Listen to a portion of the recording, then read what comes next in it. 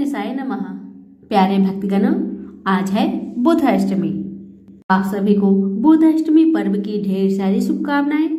आज श्रवण करेंगे बुध अष्टमी की व्रत कथा, साथ में श्रवण करेंगे बुधवार गणेश जी की कथा। इस प्रकार है कि एक ब्राह्मण के बुध नाम का बेटा व बुधनी नाम की बेटी थी। ब्राह्मणी सभी लोग के आटा पीसती और उसमें से थोड़ा सा बचाकर रखती थी। बेटी मना करती, फिर भी माता नहीं मानती थी। एक बार की बात है कि ब्राह्मणी पीहर गई। पीछे से बुधनी सबका आटा पीसती पर किसी का आटा नहीं रखती। ब्राह्मणी पीहर से आई तो सबने उसे कहा कि तू हमारा आटा चुराती थी, तेरी बेटी हमको पूरा आटा देती है, हम तुझे आटा पीसने नहीं देंगे।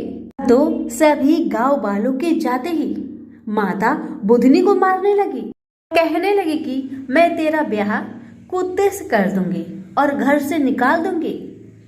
यह देखकर बुध भगवान ने सोचा, बेटी सत से रही, इसका कष्ट मिटाना पड़ेगा। भगवान कुत्ते का भेष बनाकर आए। उसके भाई ने उस कुत्ते को ही तिलक कर दिया। सारे गांव में गूंज रही थी कि भगवान का ब्याह हो रहा है। बुधनी की माँ जिससे काम कराए वो ही कहे, हमको तो फुर्सत नहीं है, भगवान के ब्याह का काम है। अब तो वो परेशान होकर बुधनी को और मारने लगी और बोली कि तू निर्भागी है, जो तेरे ब्याह का कोई काम नहीं झेलता। ब्याह की बेला भगवान कुत्ते का रूप ले गांव में हल्ला हो गया कि बुधनी का ब्याह कुत्ते से हो रहा है।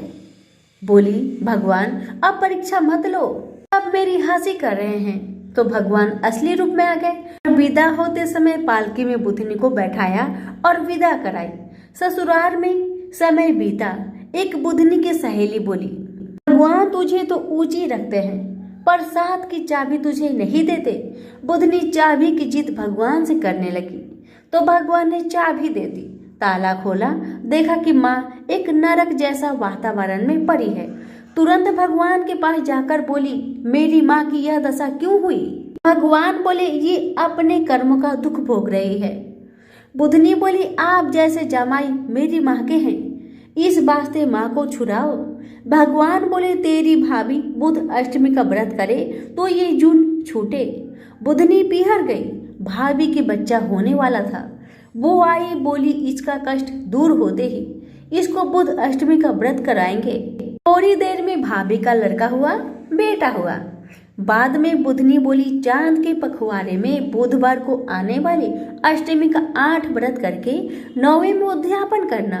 पोथी सुननी, 8 जोड़ा जोड़ी को जिमाकर वस्त्र देना, दक्षिणा देना और हाथ जोड़कर कहना, मेरे माँ बाप जिस जून में हो वहां से निकलकर बैकुंठ में वास करे।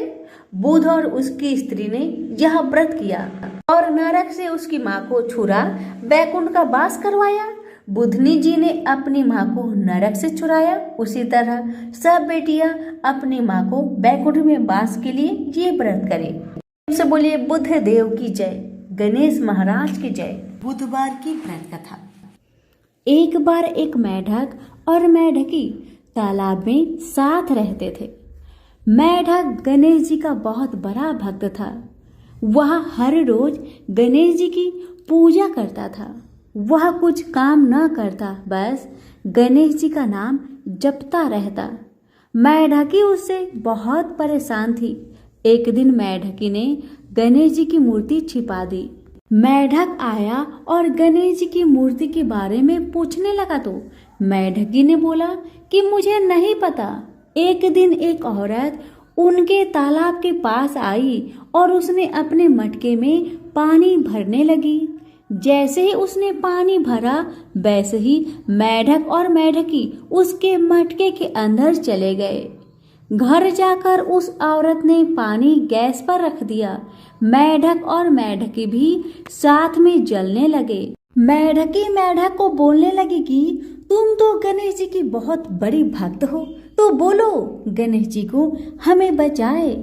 मेढक ने यह सुनकर गणेश जी का नाम जपना शुरू कर दिया। थोड़ी देर बाद एक सांड आया और अपने दोनों सींग मटके पर जा मारा और मटका जमीन पर गिरकर टूट गया और दोनों बच गए। मेढक ने घर जाकर गणेश जी की मूर्ति मेढक को लौटा दी और उसने भी गणेश जी का पूजन करना शुरू कर दिया। तो प्रेम से बोलिए गणेश महाराज की जय हो। एक समय की बात है कि साहूकार अपने पत्नी को लाने के लिए अपने ससुराल गया। कुछ दिन रहने के बाद उसने अपनी पत्नी के साथ अपने घर आने की सोची। दुर्भाग्य से उस दिन बुधवार का दिन था। लड़की के परिवार वालों ने कहा कि आज बुधवार का दिन है, जो कि किसी कार्य हेतु शुभ नहीं माना जाता है, इसलिए आज तुम मत जाओ। किंतु साहूकार ने किसी की एक ना मानी और पत्नी समेत अपने ससुराल से घर को प्रस्थान किया। रास्ते में साहूकार की पत्नी को प्यास लगी। उसने साहूकारनी से कहा, तुम बैलगाड़ी में ही बैठो, मैं पानी लेकर आता हूँ। जब वो पानी लेकर आया तो उसने देखा कि उसका शक्ल का एक आदमी उसके पत्नी के साथ बैठा है। तब उसने जाकर उस पुरुष से पूछा, तुम कौन हो? तब उसने कहा, मैं साहूकार हूँ। और फिर दोनों के बीच में झगड़ा शुरू हो गया और वहां लोग और कुछ सिपाही आ गए, जिन्होंने उस स्त्री से पूछा, तुम्हारा पति कौन है? तब वो इसका उत्तर न दे सकी और साहूकार अपने मन में कहने लगा कि ये प्रभु, कैसा लीला है आपका। तब आकाशवाणी हुई, अरे मूर्ख, आज बुधवार का दिन था, तभी तूने आज ही गमन किया। ये सब भगवान बुध देव के प्रकोप से हो रहा है, वो तुझसे रूठ गए हैं। तब साहूकार ने भगवान बुध देव से क्षमा याचना की और तब वो आकाशवाणी खत्म हो गई और इंसान के रूप में आए बुधदेव भी अदृश्य हो गए। और फिर साहूकार अपनी पत्नी संग घर गया और भगवान बुध देव की पूजा की। जो भी इस व्रत कथा को सुनता है उसको बुधवार की यात्रा करने का पाप नहीं लगता है। प्रेम से बोलिए बुध देव की जय हो। पौराणिक कथाओं के अनुसार एक गांव में एक विधवा अपनी बहू के साथ रहती थी। उसकी बहू मंद बुद्धि वाली थी, जो अपनी भूख बर्दाश्त नहीं कर पाती थी और हमेशा खाने के लिए उतारू रहती थी।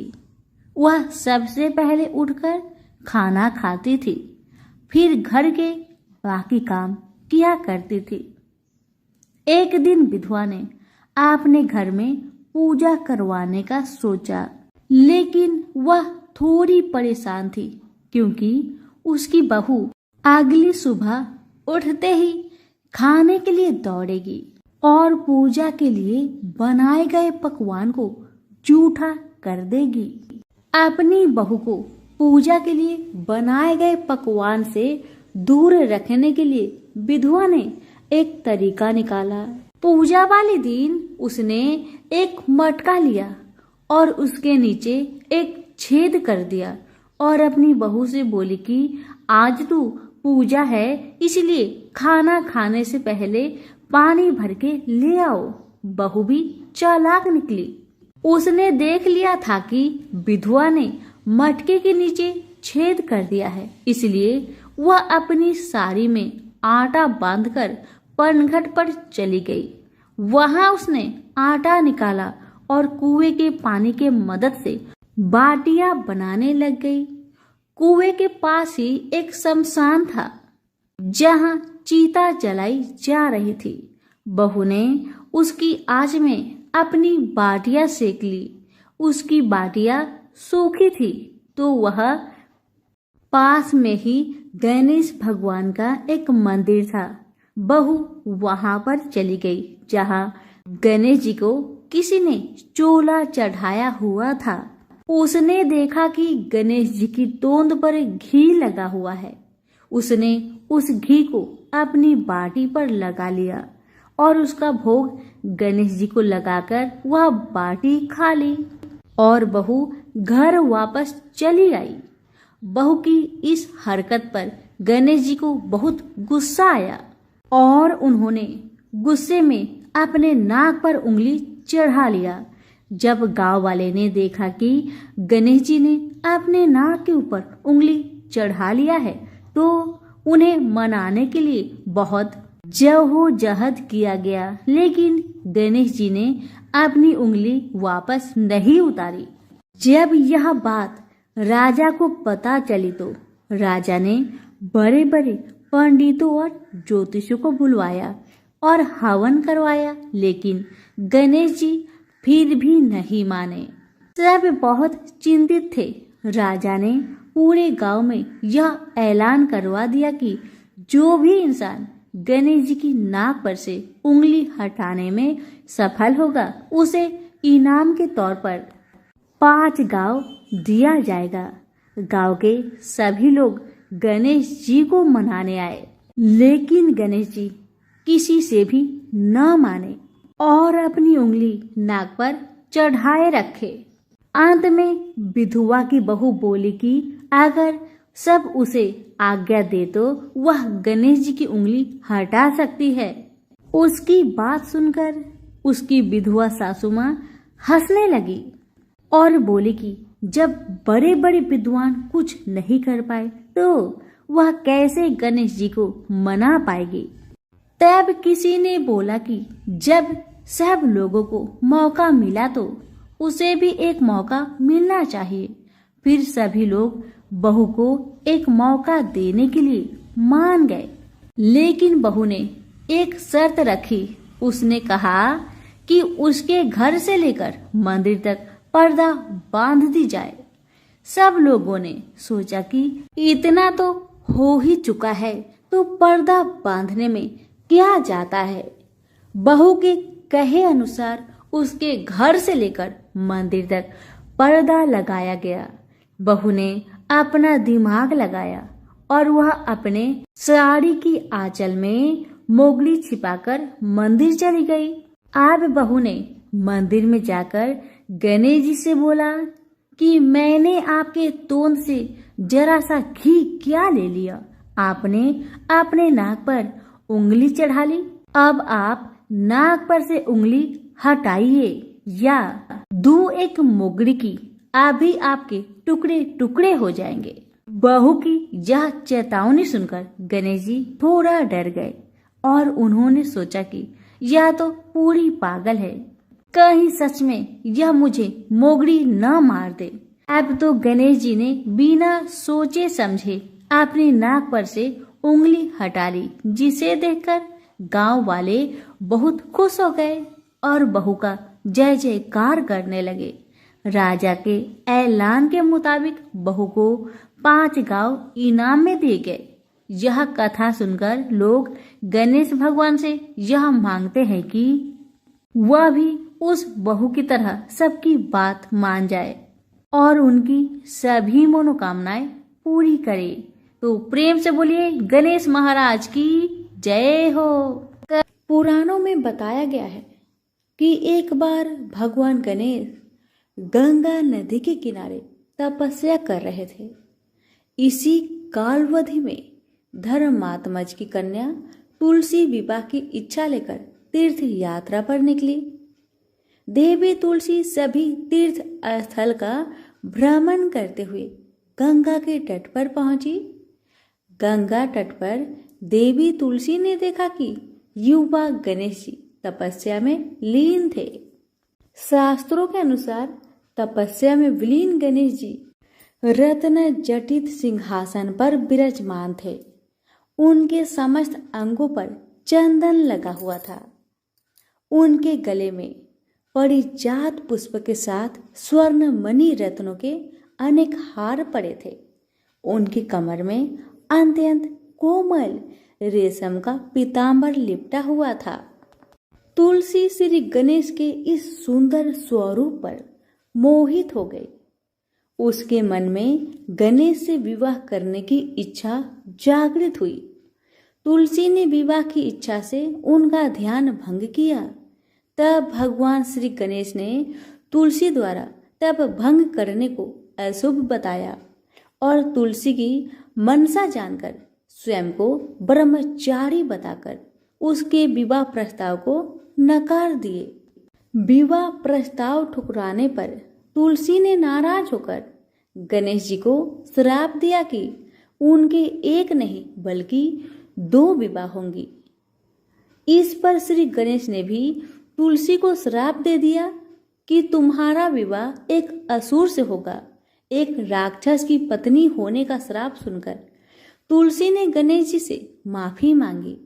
तब गणेश जी ने तुलसी से कहा कि तुम्हारा विवाह शंखचूड़ राक्षस से होगा, किंतु फिर तुम भगवान विष्णु और श्री कृष्ण को प्रिय होने के साथ ही कलयुग में जगत के लिए जीवन और मोक्ष देने वाली होगी। पर मेरी पूजा में तुलसी चढ़ाना शुभ नहीं माना जाएगा। तब से ही भगवान श्री गणेश जी को पूजा में तुलसी चढ़ाना वर्जित माना गया है। प्रेम से बोलिए गणेश जी की जय, तुलसी जी की जय। एक गांव में एक माँ बेटी रहती थी। एक दिन वह अपनी माँ से कहने लगी कि गांव के सब लोग गणेश मेला देखने जा रहे हैं, मैं भी मेला देखने जाऊंगी। माँ ने कहा कि वहां बहुत भीड़ होगी, कहीं तुम गिर जाओगी, तुम्हें चोट लगेगी। लड़की ने माँ की बात नहीं सुनी और गणेश मेला देखने चल पड़ी। माँ ने जाने से पहले बेटी को 2 लड्डू दिए, एक घटी में पानी दिया। माँ ने कहा कि एक लड्डू तो गणेश जी को खिला देना और थोड़ा सा पानी गणेश जी को पिला देना। दूसरा लड्डू तुम खा लेना और बचा हुआ पानी तुम पी लेना। लड़की मेले में चली गई। मेला खत्म होने पर सभी गांव वाले वापस आ गए, लेकिन लड़की वापस नहीं आई। लड़की मेले में गणेश जी के पास बैठ गई और कहने लगी कि एक लड्डू और पानी गणेश जी तुम्हारे लिए और एक लड्डू और बचा पानी मेरे लिए है। इस तरह कहते कहते सारी रात बीत गई। यह देखकर गणेश जी सोच में पड़ गए कि अगर मैंने यह लड्डू और पानी नहीं पिया तो यह बच्ची अपने घर को नहीं जाएगी। यह सोचकर गणेश जी एक लड़के के वेश में आए और उससे एक लड्डू खा लिया और साथ ही थोड़ा पानी भी पी लिया। फिर वह कहने लगे कि मांगो, तुम क्या मांगती हो। लड़की मन में सोचने लगी कि क्या मांगू, अन्न मांगू या धन मांगू या अपने लिए अच्छा वर मांगू या खेत मांगू या महल मांगू।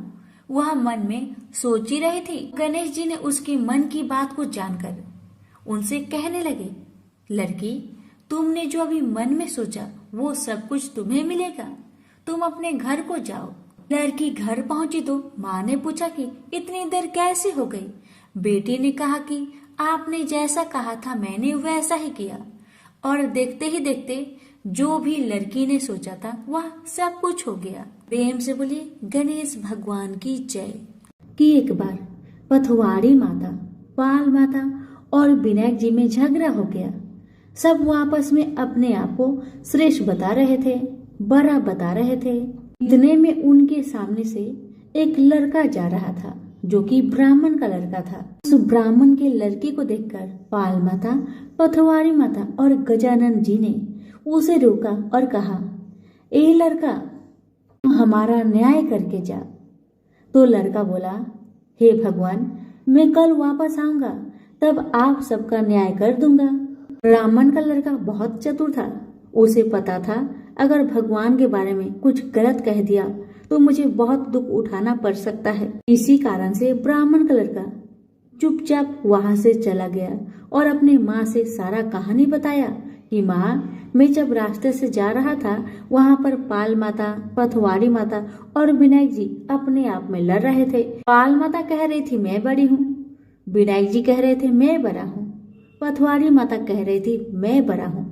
इसी बात को लेकर दोनों माता और विनायक जी मुझे बुलाए और कहने लगे हमारा न्याय करता जा।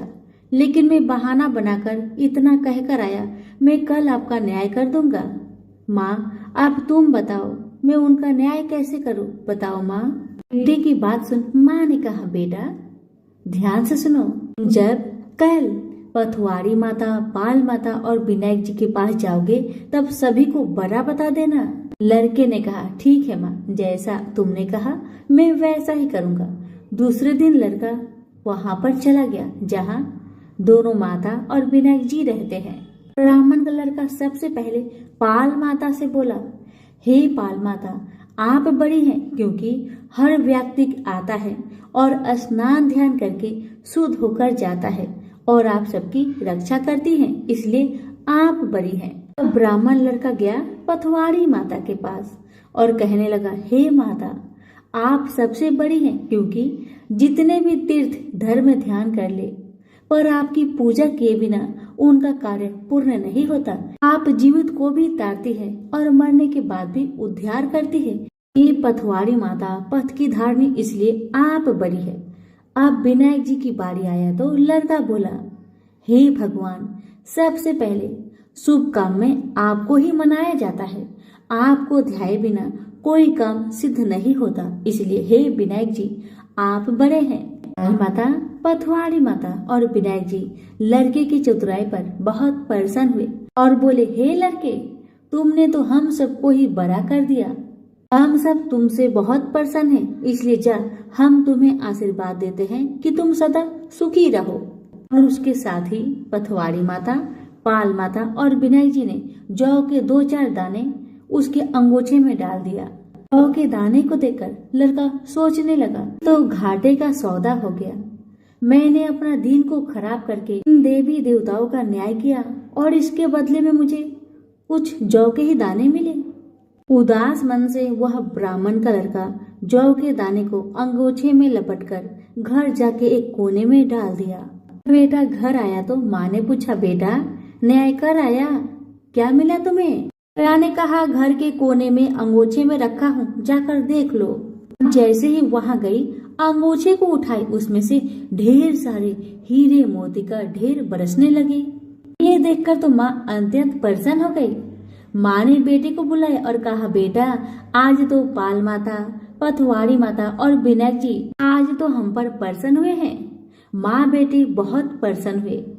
हे भगवान, हे पाल माता, हे पथवाड़ी माता, हे विनायक जी, जैसे आपने ब्राह्मण के लड़के को दिए वैसे सबको देना। कहानी कहने वाले, सुनने वाले, हुकार भरने वाले को सुख समृद्धि धन धान्य देना। प्रेम से बोलिए, पाल माता, पथवाड़ी माता, विनायक जी की जय। एक ब्राह्मण था जो नित्य प्रतिदिन सुबह उठकर गंगा जी स्नान के लिए जाता था और आकर विनायक जी का पूजा करता और विनायक जी की कहानी सुनता था। ब्राह्मण की पत्नी को पूजा करना अच्छा नहीं लगता था। जब भी ब्राह्मण पूजा करता तो ब्राह्मणी गुस्सा हो जाती थी और कहती थी कि सुबह पहले पूजा करने के लिए बैठ जाते हो, मैं झाड़ू निकालती हूँ, घर का काम करती हूँ, तुम्हें कोई काम नहीं है क्या? ब्राह्मण अपनी पत्नी की बातों पर ध्यान ही नहीं देता था। एक दिन की बात है, ब्राह्मण गंगा जी नहाने के लिए चला गया। ब्राह्मणी ने विनायक जी को छुपा कर रख दिया। जब ब्राह्मण गंगा नहाकर वापस आए, विनायक जी की मूर्ति नहीं मिली तो ब्राह्मणी से पूछने लगा कि विनायक जी की मूर्ति कहाँ गई? ब्राह्मणी कहने लगी, मुझे क्या पता तुम्हारे विनायक जी कहाँ गए। अब तो ब्राह्मण खाना पीना खाना बंद कर दिया। ब्राह्मणी ने कहा, खाना खा लो, लेकिन ब्राह्मण ने कहा, जब तक मैं विनायक जी का पूजा नहीं कर लेता तब तक मैं अन्न जल ग्रहण नहीं करूंगा। ब्राह्मणी ने ब्राह्मण को बहुत समझाया मगर ब्राह्मण ब्राह्मणी की बात नहीं माने। अब तो ब्राह्मण और ब्राह्मणी दोनों झगड़ने लगे। दोनों को लड़ते झगड़ते देख विनायक जी की मूर्ति हंसने लगी। तब ब्राह्मणी गुस्से में आकर बोली कि मूर्ति वहां रखी है। उसके बाद ब्राह्मण ने विनायक जी की पूजा अर्चना की। तब अचानक ही विनायक जी की मूर्ति बोल उठी कि तुझे मेरी सेवा करते हुए बहुत दिन हो गए हैं, कुछ मांगो मुझसे। ब्राह्मण बोला कि अन्न मांगो कि धन मांगो, जितना दुनिया में सुख है क्या वह सब सुख मांगो। तब विनायक जी ने सारा सुख धन अन्न सब ब्राह्मण को दे दिए। ब्राह्मण मूर्ति को मंदिर में रखकर पूजा अर्चना करने लगा। ब्राह्मण को इतना अन्न धन मिलने से उसकी भी पूजा करने की श्रद्धा जाग उठी और वह भी ब्राह्मण को बोलकर मूर्ति घर में रखवाई और खूब प्रेम से गणेश महाराज की पूजा करने लगी। हे विनायक जी महाराज, जैसा सुख आपने ब्राह्मण को दिया वैसा सुख सबको देना। विनायक जी की कहानी कहने वाले को, विनायक जी की कहानी सुनने वालों को और हुक्कार भरने वालों को और पूरे परिवार को देना। तो बोलो गजानंद गणेश जी महाराज की जय, विनायक जी महाराज की जय। विनायक जी और देवरानी जेठानी की कहानी। दो देवरानी और जेठानी थी। देवरानी के पास बहुत धन था, लेकिन जेठानी बहुत गरीब थी। जेठानी गणेश जी की बहुत आराधना करती थी। वह अपनी देवरानी के घर आटा पीसने जाती थी। जिस कपड़े से वह आटा छानती, उसी कपड़े को वह अपने घर को लाकर पानी में घोलकर अपने पति को पिला देती थी।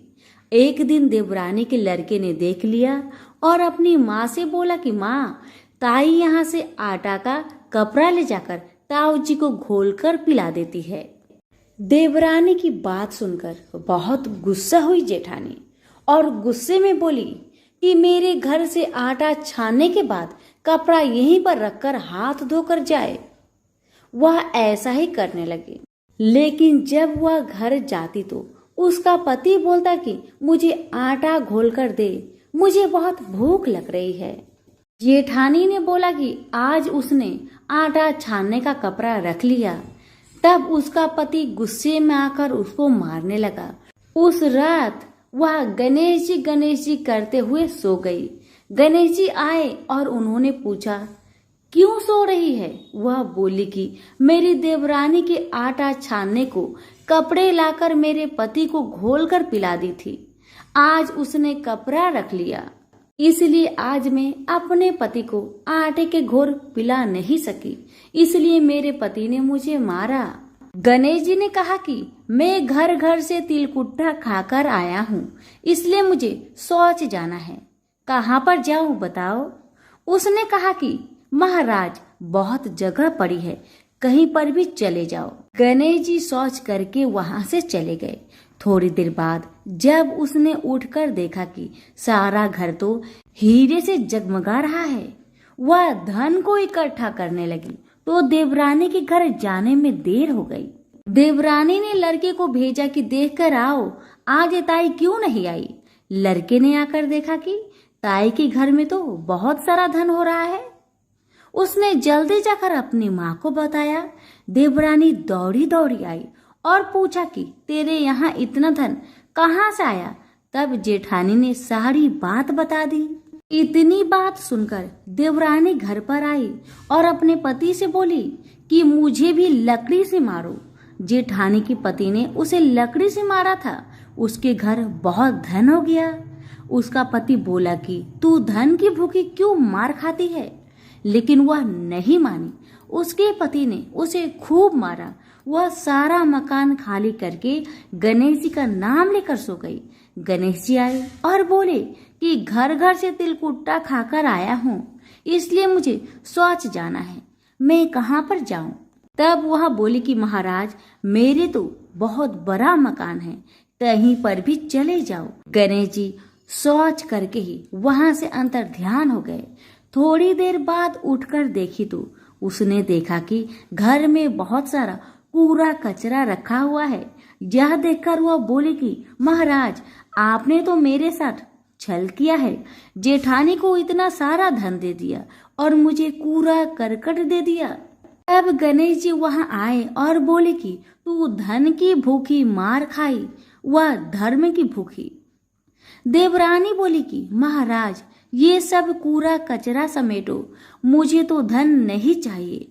तब गणेश जी ने कहा कि तेरे पास जितना धन है उसमें से आधा जेठानी को दे दे, तब यह कूड़ा कचरा समेट लूंगा। देवरानी ने जब अपने धन में से आधा धन जेठानी को दिया, तब गणेश जी ने अपनी सारी माया समेटी।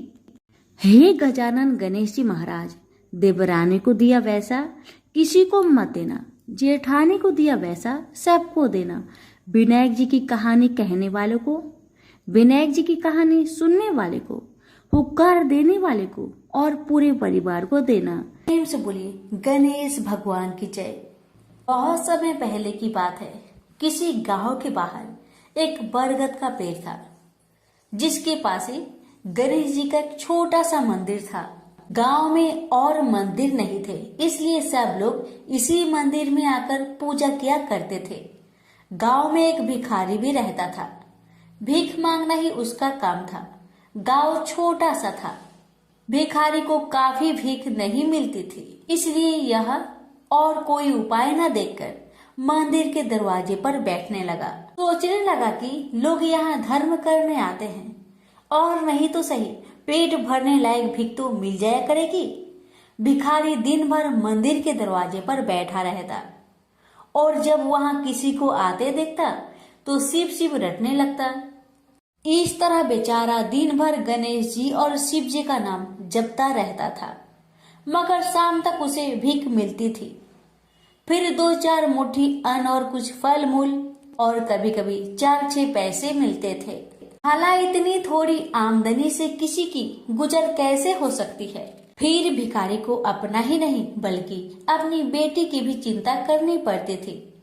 उसकी बेटी का नाम था कमला और वह बड़ी चतुर और बड़ी समझदार थी, मगर चतुराई और समझदारी से तो पेट की आग नहीं बुझती। उसे तो भोजन चाहिए, इसलिए कमला कभी कभी अपने बाप को भोजन पाने के लिए तंग करने लगती थी। उस वक्त भिखारी के दिल पर बड़ी चोट लगती। उसकी आंखें भर आती थी। वह चिंता के समुद्र में डूब उतरने लगता था। गर्मी के दिन थे, दोपहर का समय था। ऊपर आसमान और नीचे धरती धक धक जल रही थी। चारों तरफ सन्नाटा छा रहा था। ऐसे ही समय में महादेव पार्वती लोगों का सुख दुख देखने इस संसार में आए। चलते चलते वे उसी गांव में पहुंचे और गणेश जी के मंदिर के सामने से निकले। भिखारी उन्हें आते देख ओम नमः शिवाय की रटना रटने लगा। भिखारी की यह हालत देख पार्वती जी को बड़ी दया आई। उन्होंने महादेव जी से कहा, भगवान इस भिखारी की तरफ भी तो देखिए, बेचारा कितना दुखी है। देखिए तो कितने प्रेम से आपका नाम जप रहा है और आप भगवान कितने कठोर है। आपको क्या इस भिखारी पर दया नहीं आई? मैंने सुना था कि लोग बड़े पापी हो गए हैं, वो देवताओं का पूजा नहीं करते, मगर नहीं, आज मुझे मालूम हुआ कि इसमें उनका कोई अपराध नहीं, सब तो देवताओं का अपराध ही है।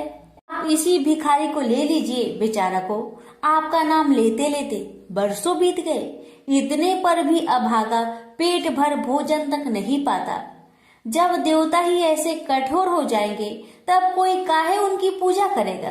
अब महादेव जी को पार्वती जी की बात लग गई।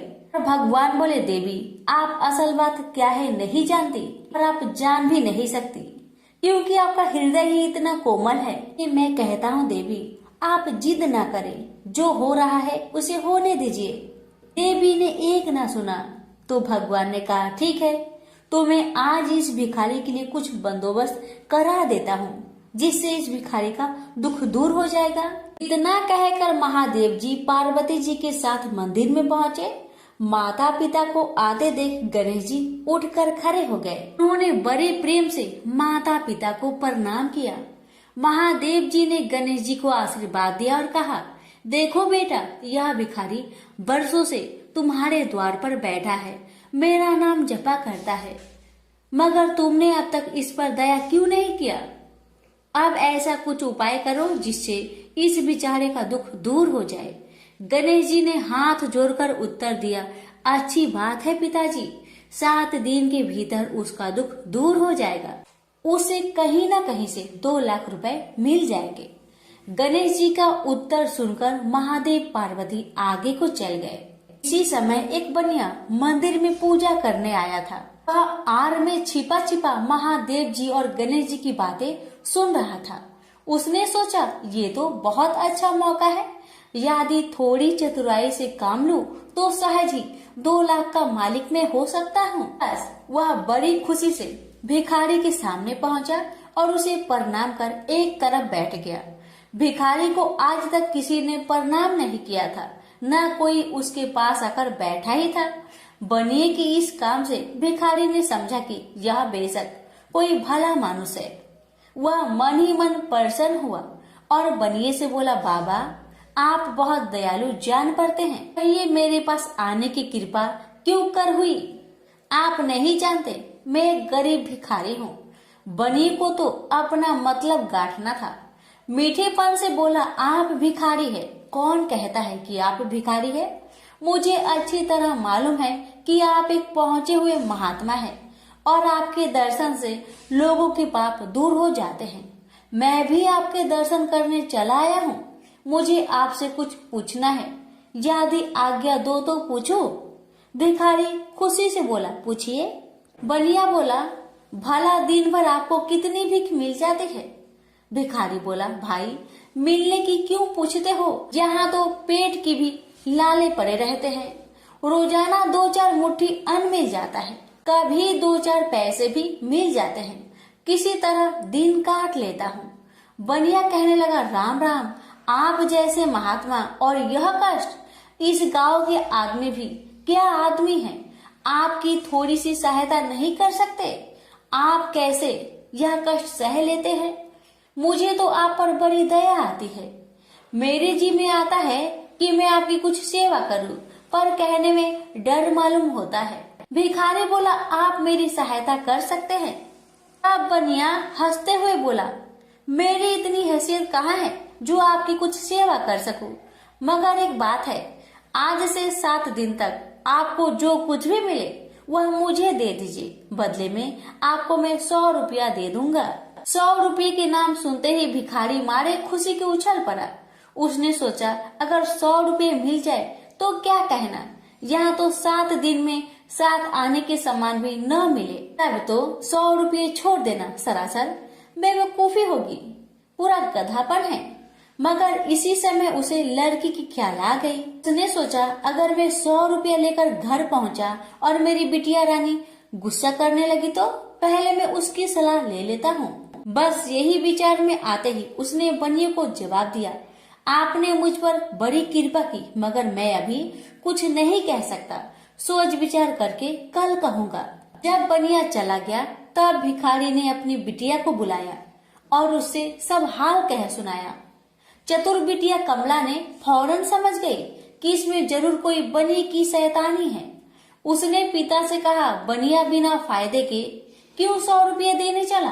खैर कोई बात नहीं पिताजी, मैं कल उस बनिए से बातें तय कर लूंगी, मगर आप बीच में कुछ ना बोलना। उधर बनिए का बुरा हाल था। रात भर उसके पेट में चूहे उछलते रहे। बड़ी मुश्किल से सवेरा हुआ, बनिए की जान में जान आई। वह हाथ मुंह धोते ही भिखारी के पास आ पहुंचा और छुटते ही बोला, क्या विचार किया आपने? कमला भी बनिए से निपटने को तैयार बैठी थी। बनिए की बात सुनते ही उसने जवाब दिया, सेठ जी, हम लोगों ने विचार किया, भला 100 रुपये में क्या होता है, इतना सस्ता सौदा होना मुश्किल है, माफ कीजिए। कमला का उत्तर सुनते ही बनिए पर मानो बिजली गिर पड़ी, पर लाख रुपए के लालच छोड़ना भी कठिन था। वह 200 रुपए देने को राजी हो गया। अब तो कमला का संदेह और भी पक्की हो गया। वह समझ गई कि बनिया जरूर किसी भारी लाभ के लिए ही इतने रुपए देना चाहता है। उसने जवाब दिया, सेठ जी, इतना सस्ता सौदा और कहीं होता होगा? 100 दो, 100 या 1000 दो। 1000 में तो होता ही क्या है? जो चीज आप कौड़ियों में मोल खरीदना चाहते हैं वह लाख रुपए में भी सस्ती है। यह सुनकर बनिया बहुत घबराया, परंतु उसने अपनी कोशिश जारी रखी। मारे लोभ के वह अंधा हो रहा था। उसको लोभ का भूत सवार हो गया था। उसने 100 दो, 100 से बढ़कर अंत में 50,000 लगा दिए। अब कमला ने सोचा, इतने रुपए थोड़े नहीं होते। अब बिटिया कमला ने सोचा, इतने बड़े रकम को छोड़ना ठीक नहीं है। उसने बनिए से कहा, खैर आप नहीं मानते तो मैं ही आपकी बात मान लेती हूँ, मगर शर्त यह है कि रुपए अभी मिलने चाहिए। ये शर्तें मंजूर करने में बनिए को क्या उजर थी।